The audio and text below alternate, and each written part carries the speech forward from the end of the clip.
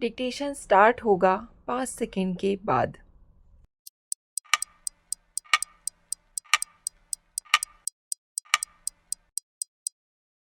वर्तमान दौर में शैक्षणिक और तकनीकी विकास की वजह से आम नागरिकों की औसत बुद्धि का स्तर दिनों दिन तर्कसंगत होता जा रहा है। अब वह दौर नहीं रहा कि एक ने कुछ कह दिया और दूसरे ने मान लिया। हालांकि बीते समय में विभिन्न क्षेत्रों की उच्च स्तरीय शख्सियत के बोल वचन भी सत्य वचन महाराज की मुद्रा में अकाट्य माने जाते रहे थे, लेकिन अब किसी भी तथ्य को आसानी से स्थापित नहीं किया जा सकता। आम नागरिकों के जहन में हर किसी बात पर तमाम तरह के किंतु परंतु स्वाभाविक रूप से उत्पन्न हो ही जाते हैं। न केवल राजनीतिक बल्कि सामाजिक और धार्मिक क्षेत्र में भी ऐसी स्थिति पाई जाती है कि किसी भी स्थापित शख्सियत की अवधारणा को सर्वमान्य नहीं माना जाता। सबकी सोचने और समझने की अपनी अपनी क्षमता है और सबके पास अपने अपने आधार हैं। ऐसी स्थिति निर्मित हो जाने के कारणों की पड़ताल करने पर आखिर यही साबित होता है कि नागरिकों की शैक्षणिक और तकनीकी क्षमता में उल्लेखनीय वृद्धि हो रही है। इसके चलते सदियों पुरानी अवधारणाएं या तो सिरे से ही नकारी जा रही हैं या फिर उसका पालन किया भी जा रहा है, तो तर्क की कसौटी पर पूरी तरह कसकर। यूं भी आज जितने अति विकसित साधन संसाधन हैं, कहीं ना कहीं उसके उदय में भी धर्म ग्रंथों की ही कोई प्रेरणा रही होगी। जहाँ तक दैनिक जनजीवन की बात है, अब आम नागरिकों को केवल कपोल कल्पित बातों की अपेक्षा तार्किक बातों पर भी भरोसा होने लगा है। एक प्रकार से नागरिकों को अपने अच्छे बुरे का इल्म बहुत बेहतर तरीके से होने लगा है। यह एक सुखद स्थिति है और सुनहरे कल की ओर संकेत करती है। किसी भी अभिमत पर हर एक की अपनी एक विशिष्ट अवधारणा हो सकती है। यह आवश्यक नहीं होता कि इन संदर्भों में हमारे दृष्टिकोण से अन्य पक्ष भी पूरी तरह से सहमत हों।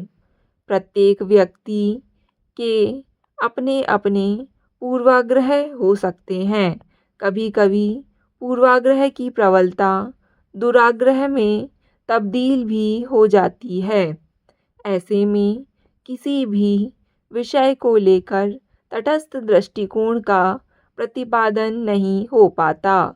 इन कारणों के चलते कालांतर में नागरिकों के बीच परस्पर वैचारिक टकराव की स्थिति भी निर्मित हो जाती है। किसी भी स्थिति को असहमतियों को कुचलना आखिरकार नकारात्मक परिणाम का कारक होता है।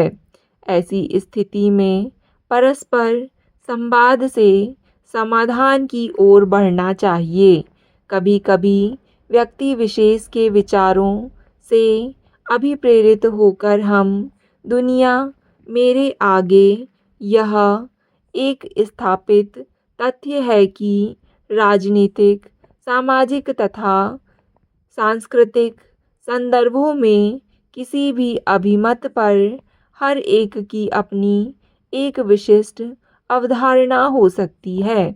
यह आवश्यक नहीं होता कि इन संदर्भों में हमारे दृष्टिकोण से अन्य पक्ष भी पूरी तरह से सहमत हों।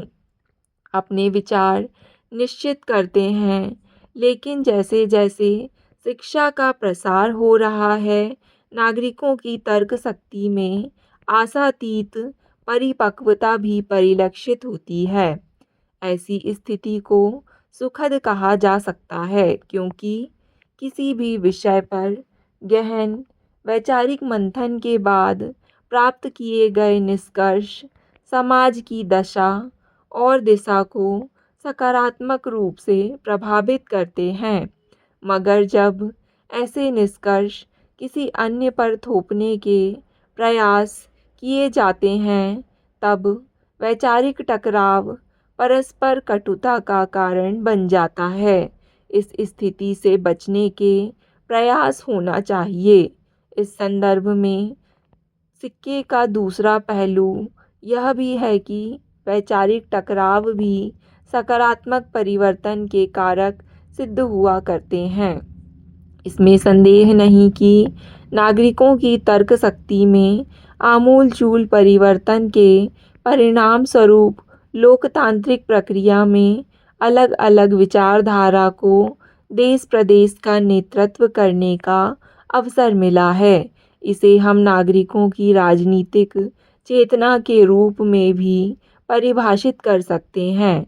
आमतौर पर देश-प्रदेश के नेतृत्व की विचारधारा के आधार पर आम नागरिक अपना अभिमत सुनिश्चित करते हैं, लेकिन नागरिकों को ऐसा वर्ग भी है जो गहन वैचारिक मंथन के बाद मताधिकार के माध्यम से देश प्रदेश की दशा और दिशा को सुनिश्चित करता है।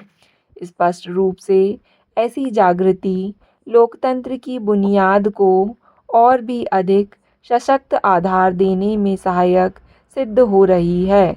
इन सब के मूल में मत भिन्नता की वजह से ही आखिर परिवर्तन को स्वीकार किया गया है।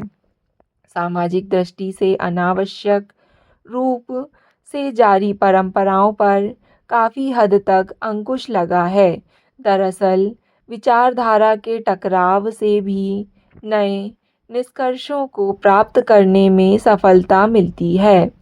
यही कारण है कि हमने प्रत्येक रीति रिवाज और परंपराओं का तार्किक दृष्टि से आकलन करने की शक्ति प्राप्त की है।